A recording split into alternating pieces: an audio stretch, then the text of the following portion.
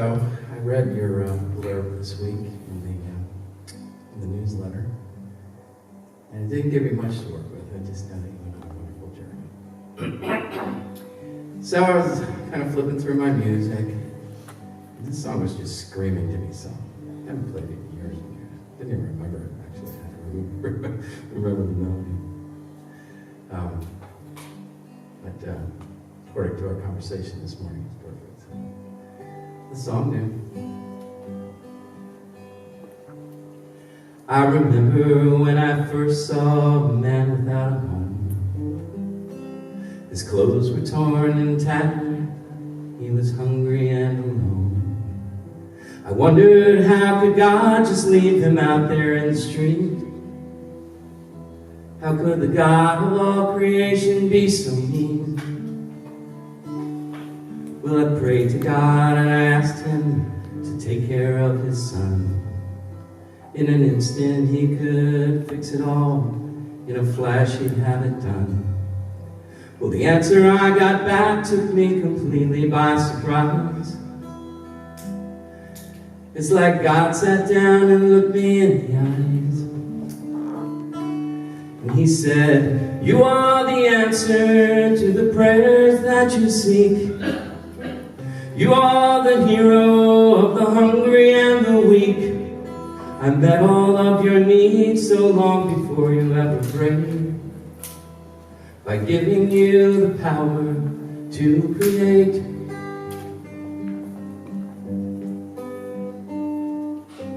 And God said, why have you created a world of pain and strife? Why did you not help that man who was struggling for his life? When you see pain and suffering, why do you judge me? I've given you this earth and I've set you free. With freedom comes a little word, responsibility. That means you have to love your brothers and your enemies. I know sometimes that's hard to do, but that's why we are here. To heal the world with love and let go of the fear. He said, you are the answer to the prayers that you seek. You are the hero of the hungry and the weak. I met all of your needs so long before you ever prayed, by giving you the power to create.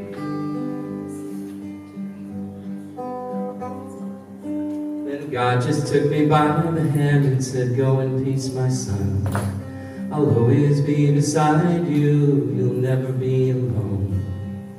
I felt a lot of shame for judging God, but now I see I wasn't hating him, I was hating me. Now I try to live my life the way God said that it could be. I try to live with courage and responsibility. And by the way, that man that once was hungry and alone, I share the gift God gave me. Now he's got a home. We are the answer to the prayers that we seek. We are the heroes of the hungry and the weak. He met all of our needs so long before we ever prayed, by giving us the power to create. And now my only prayer is to see that I've got all that I need. Now I can be and I can see that the power is in me. We are the answer to the prayers that we seek. We are the heroes of the hungry and the weak. He met all of our needs so long before we ever prayed, by giving us the power to create. So what will we choose to create?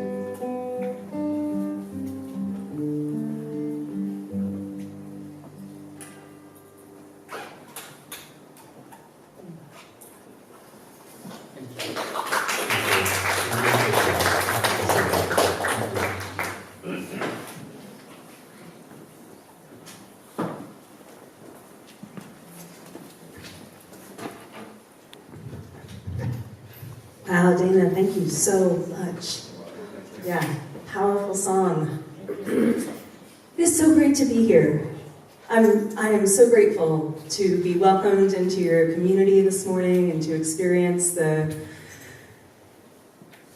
joy of connecting that I felt as soon as I walked into this space. And as each person walked into the door, it was just more and more opportunities to connect with each other and people welcoming that opportunity to connect. And I feel very welcome. So happy Mother's Day. I got up and got out of bed and left my family at home to come and be with you. And that, it's a great thing. It's a Mother's Day present to me to get to stand in my larger role in the world and know that I have my great family to go home to. So Beverly has been inviting me for a long time to come up here and share a Sunday with you at Unity of Fredericksburg. And finally we got it on the calendar for Mother's Day months ago. And I knew that I was going to be taking this trip to Sierra Leone, West Africa. And so I knew that I would have something to say when I got back. I didn't know exactly what that would be. And I did. It turned out. I found something that I wanted to share with you all.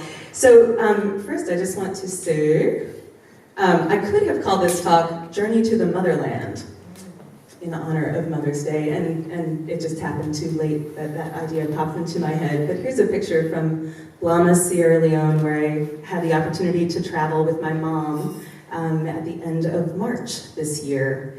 So my parents were both in the Peace Corps in 1973 to 1975 in Blama, Sierra Leone, in West Africa. Are there any other returned Peace Corps volunteers here? It's not too late. Has anyone ever traveled to Sierra Leone? How about West Africa? Yes, one person to West Africa. How about anywhere on the African continent? Okay, we have one person who has some experience in West Africa. That means that I have a lot to share with you. So I'm going to show you a map here. Oh no, that's my parents. Back in the Peace Corps, 1973 to 1975. There's the map. So you can see some of the outline of Western Africa, and Sierra Leone is there where the red marker is. Sierra Leone is a country that's about the size of South Carolina. And there's a close-up there. We traveled from Freetown. We landed in the main airport in Sierra Leone in Freetown, and then we took about an 8-hour journey to Blama, Sierra Leone, which is there where the red marker is. So I want to share with you the moment when I figured out what I wanted to share with you. It was on this beach. It was on the very last day of my trip, and this beach is called River Number 2 Beach. And it's in Freetown, just outside of Freetown. And this is on the Atlantic Ocean. It was the last day of this 10-day trip, and I was looking out at the Atlantic Ocean and having my feet in the Atlantic Ocean and knowing that I was very soon going to be flying across the Atlantic Ocean to be coming back to Virginia. And the really interesting thing about River Number 2 Beach is that it has a river that is flowing right into the ocean. So I was able to walk over and stand in that river and feel the current washing down to the Atlantic. And I laid my whole body down in that river and let the current of the river just wash me into the ocean, and feeling that energy of movement away from Sierra Leone and back towards Virginia. And I was reminded of this song that we sing in my hippie pagan circles back in Charlottesville. And it's called The River is Flowing. And I'm going to just sing you a little brief bit of it. Do you all know this song, The River is Flowing? Yeah, some of you know it, so sing along with me if you want to. The river is flowing, flowing and growing. The river is flowing down to the sea. Mother, carry me, your child I will always be.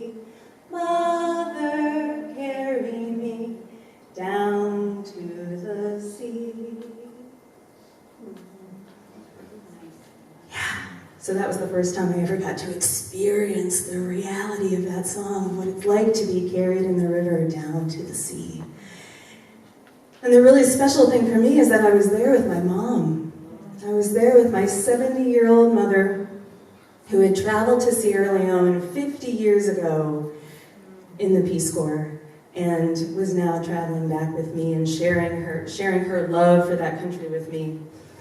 And singing that song to myself and kind of reflecting on this whole trip, and this moment came back to me of a conversation that my mom and I had earlier in the week with one of the Christian brothers who we were staying with. He was a Sierra Leonean Catholic brother, and he was our host. And we were having some conversation. I don't remember exactly what it was, but I was saying something that was very wise and smart. And my mom looked at me and she said, "God, Kate, how do you know so much at your age?"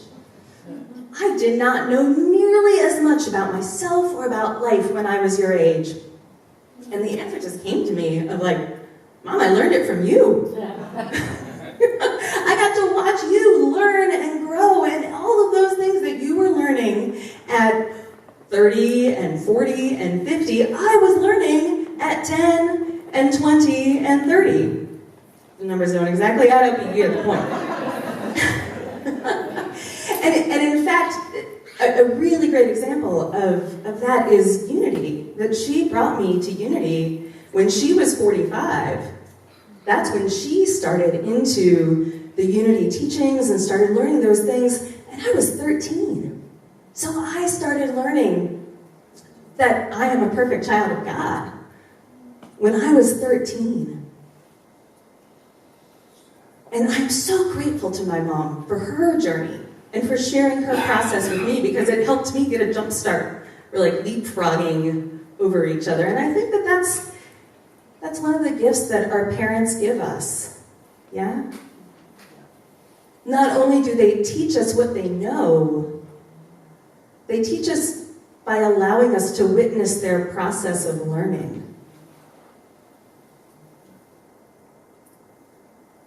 And so on this trip with my mom, I was really deeply aware of that. She lives in Cincinnati, Ohio, 8 hours away, and so we see each other 2 or 3 times a year. We have not taken we haven't spent 10 days with each other. I can't remember how long it's been. So the gift of being with each other and being able to experience that process of learning with and from each other is one of the things that really stood out to me about this trip. And the way that we were each through this trip, we were learning and changing and growing in our own ways, but because we were there together, we were influencing each other's growth. That as she was learning and changing, I got to respond to that and learn and grow in response to that. She was influencing me, and I was influencing her in my growth as well. And standing on that beach, I had this word pop into my mind. But before I do that, I'm going to show you this picture of me and my mom. There's me and my mom. So there's us learning and growing and changing together. This is, the last day of our trip. So we were pretty joyful and blissed out. So thinking about this and just standing there on the beach, really being in gratitude for the opportunity to learn and change and grow in conjunction with my mom, this word popped into my mind. No, not that one. There we go. Co-evolution. This idea that, I'm not just on my own journey, and she's not just on her own journey, but that we are, growing and building on each other. And that word just filled me with so much joy. Co-evolution. We are co-evolving.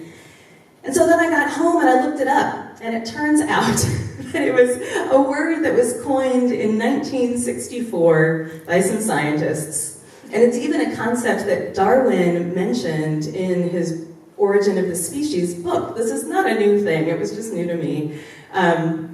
This idea that, we don't just evolve in isolation, that we are responsive to the people who we are growing with. So I am clearly not an expert on this. I am just sharing information enthusiastically about this idea, this concept that sparked so much joy in me. So I want to share with you something that was written by somebody with more information than me about coevolution. The term coevolution is used to describe cases where two or more species reciprocally affect each other's evolution. So, for example, an evolutionary change in the morphology of a plant, which means like the form or structure of a plant, I looked that up, might affect the morphology of an herbivore that eats the plant, which might in turn affect the evolution of the plant, which might affect the evolution of the herbivore, and so on. Coevolution is likely to happen when different species have close ecological interactions with one another. These ecological relationships include plant and insects. Oh, never mind, I cut that part out. Plants and insects represent a classic case of coevolution, one that is often, but not always, mutualistic. Many plants and their pollinators are so reliant on one another, and their relationships are so exclusive, that biologists have good reason to think that the match between the two is the result of a co-evolutionary process. And that is from a website hosted by berkeley.edu. And so one example that when I was doing my online research of co-evolution, one example that was given was the hummingbird and the flowers that they pollinate. That they have co-evolved over time. That these flowers that are exclusively pollinated by hummingbirds have a high sugar content for the birds, way more than bees or other insects would need. The color suits the bird's vision, and their shape fits the bird's bills.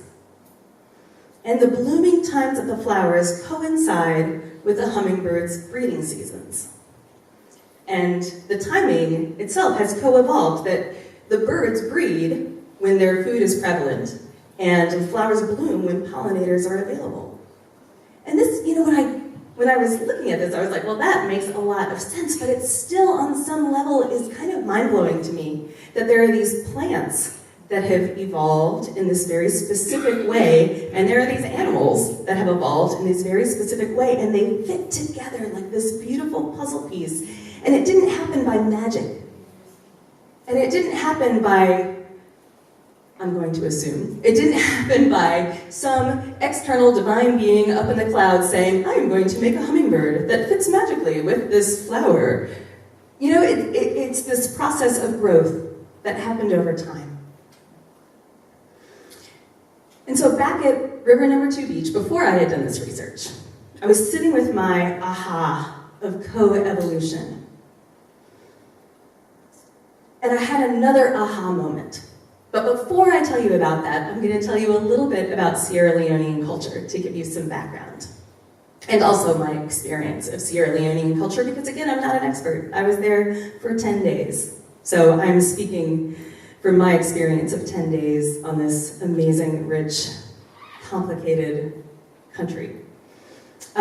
So a little bit about me is that I have Luddite leanings. My happy place would be in a cabin in the woods with my garden and my herbs and no electricity and no running water, and like that's, I haven't quite done that, so I don't know what it would be like, but that's, when I imagine my happy place, that's what I imagine. And so when I went to Sierra Leone, I was really enamored with how much of the culture, especially outside of the cities, is still deeply, deeply, deeply connected with the earth. So this is our family friend, Ambrose Demby, and he's the son of the headmaster of the school where my parents taught when they were in the Peace Corps. And these palm trees were planted by Mr. Demby, the headmaster, Ambrose's father, 45 years ago. And these trees, as you can tell in the picture, they are towering. And they are the main resource of the village where Ambrose lives for, they make palm oil, and they do it in this incredibly basic process. They they get their water from the river and they carry it up in buckets to pour into the machine and to pour into the boiling vats to boil the palm oil out of the palm kernels. This is just one example of the beauty and the connection with the earth that is in Sierra Leonean culture. There is food growing everywhere, wild food. There are bananas there are mangoes everywhere, there are coconuts everywhere, there are pineapples growing, just wild food.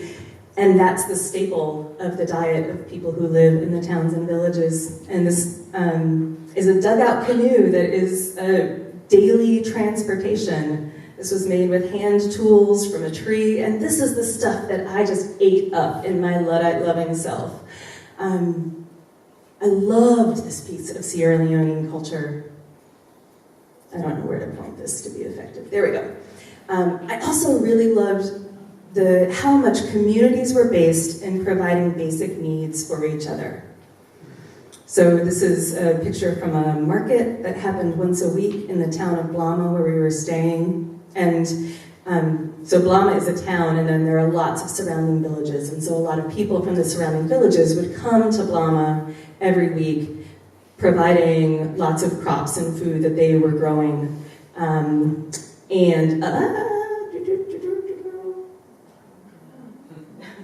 We'll come back here, I promise, but I have one more thing to say. There we go. And not only food, but medicine and tools, and you can see a ball of twine there that somebody made. Like, people aren't just going to the hardware store to buy string. People are bringing the string that they made to the market and buying it from the person who made it. And there's soap, there are seeds for the garden, there are peanuts. And so these are communities of people providing these basic needs for each other. You know, there is no grocery store in Blama.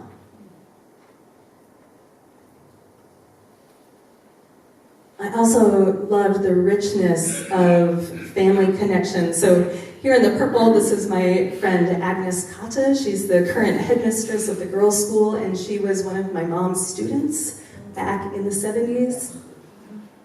And her dress, she's standing right in front of the tailor shop of the man who made her dress, and also my dress. Here, let me just... and this is a lot of the clothes that people are wearing on a daily basis are made by people in their community. How about the head? The head wrap, yeah, that too. I think she made that herself. Yep. And so then here, this is my dear friend Yema, and she is Agnes's granddaughter. And they are in their family garden, so people are growing a significant amount of their own food, and they're growing it in these plots of land that are all like a community garden. I mean, there's no fences, there's no markers of this is mine and this is yours, but people have like, okay, this is my crop of peanuts, and this is my crop of corn, and this is my crop of cassava, and my neighbor, this is their crop of corn, and this is their crop of peanuts, and this is their crop of cassava, and people are out in the gardens working together because they live up on the hill, and then they come down into the low-lying lands where the soil is richer and there's more assurance of water in the dry season. So these are just the things that I loved about living in Sierra Leone.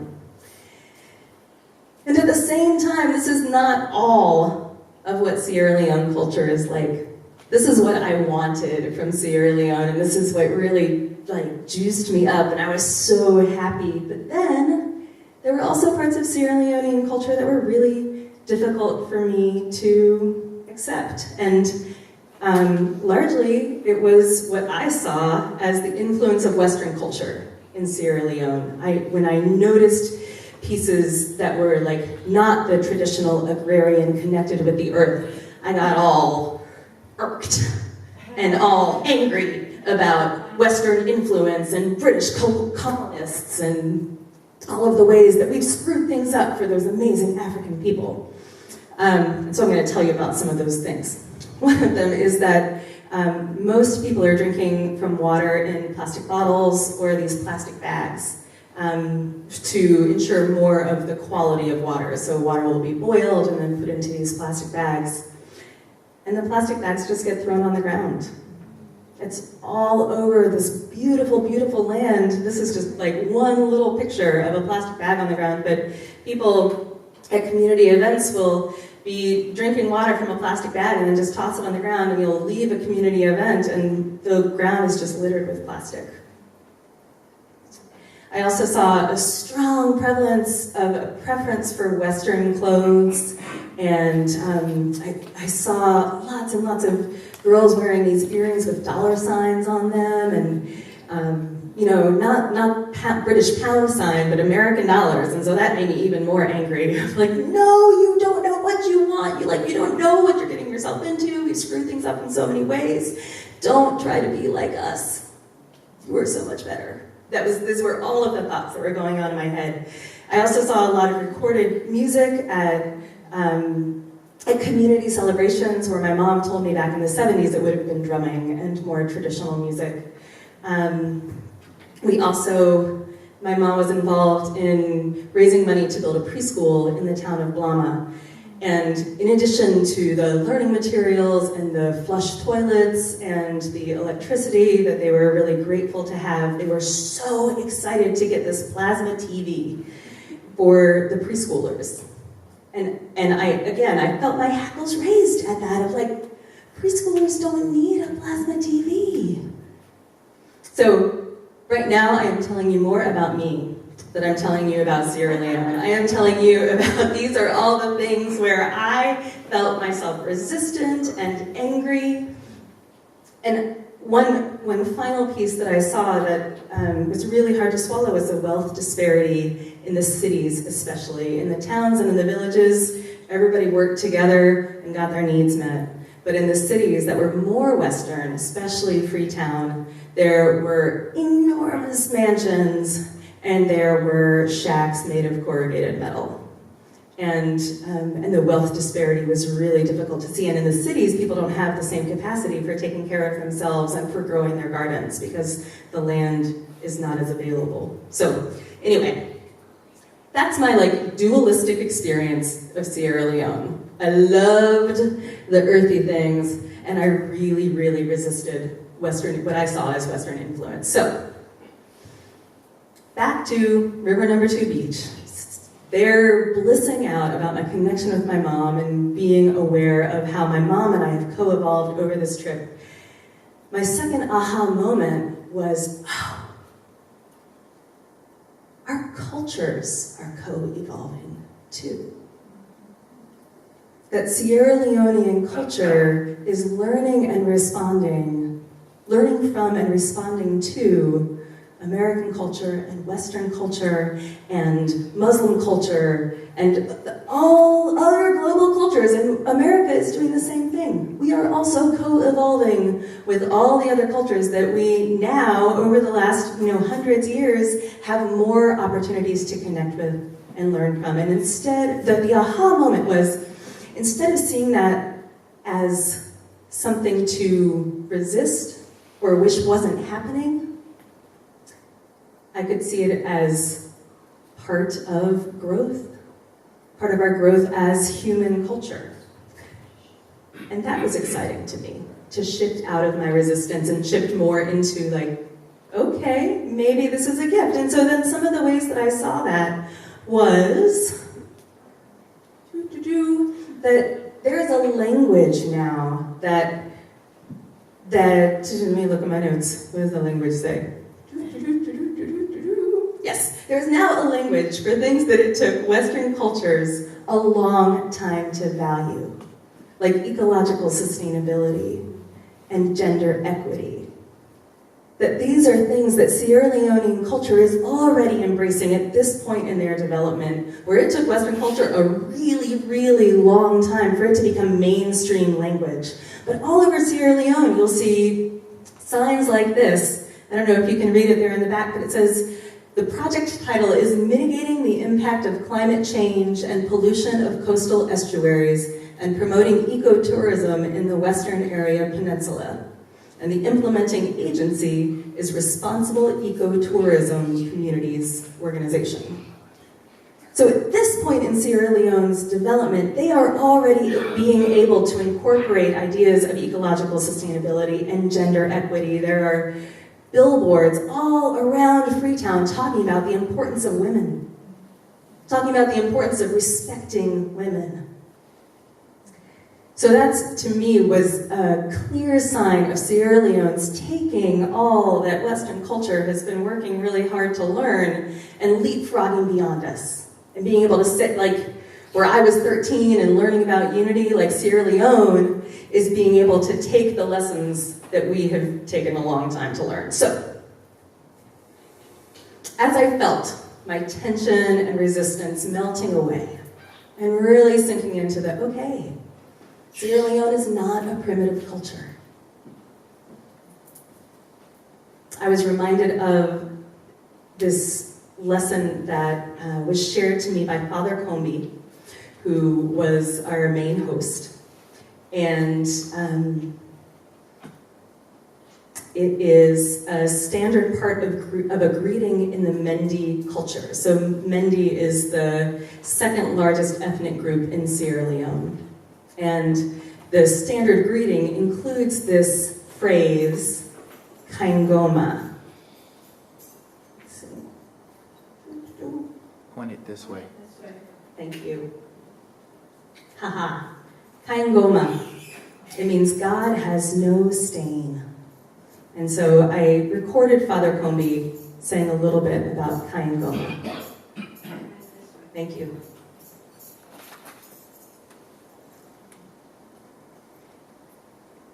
Oh, no. Can you help me? Yeah, give me a second. Let me get it there. I don't know what happened there. I'll get you. Okay, thanks. Kaingoma. Yes, in the Mendi traditional religion, the greetings, daily greetings is a profession of faith. That man and God are inseparable. They cannot be separated. And he has no stain. God has no stain. That responds, Kaingoma. You are professing that God has no stain. And because God has no stain, everything that happens to you is for your best. Because you are not separated from God. And God cannot do you anything bad. Whether good or bad is for your best. So he has no stain. You can't blame him for anything. You have a stain, I have a stain, she has a stain, but God has no stain. That is it. So God has no stain. You can't blame God for anything. Everything that happens is for our best. Kind of reminds me of unity. So, standing there, River Number 2 Beach, accepting co-evolution of myself with my mom, of Sierra Leonean culture with Western culture, it brought back that sense of appreciating growth, appreciating change, feeling in myself a willingness to grow and change, and honoring the importance of that feeling in me that is yearning to grow. Instead of resisting, instead of judging, to welcome growth in myself and growth in others. And so let's take that into meditation.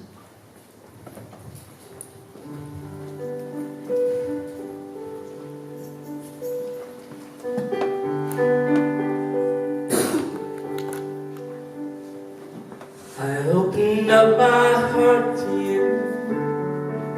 I opened up my heart to you.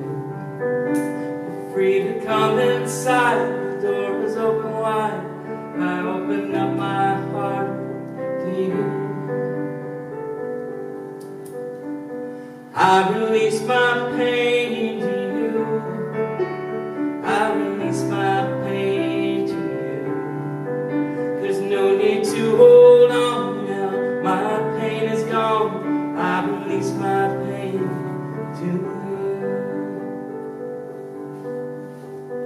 I surrender myself to you. I surrender myself to you. My ego steps aside, my heart is open wide. I surrender myself to you.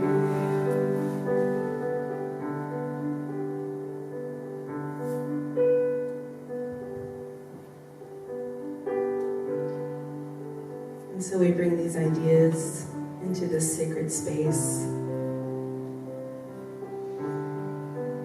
opening ourselves up to where we are ready to grow and change.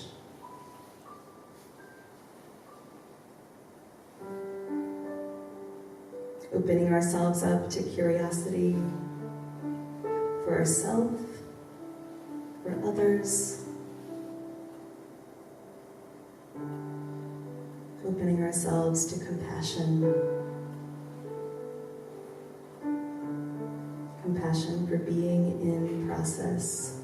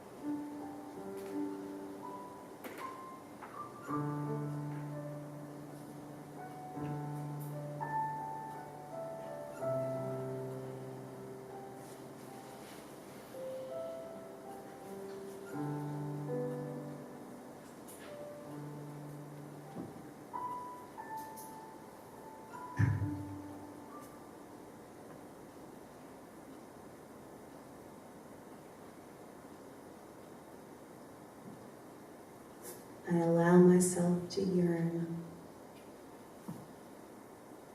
I allow myself to be where I am and to feel the pull towards something more. I allow myself to grow and to delight in the stretch.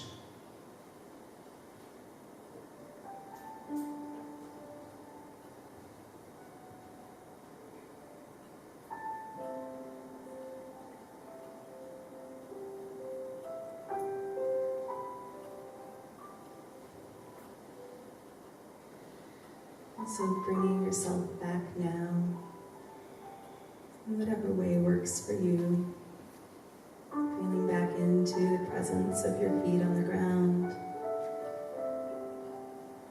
of your body against the chair.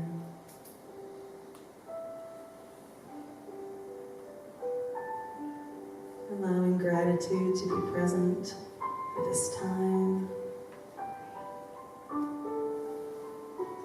Allowing gratitude to be present for all of the people with whom we get to co-evolve in this community and in this world.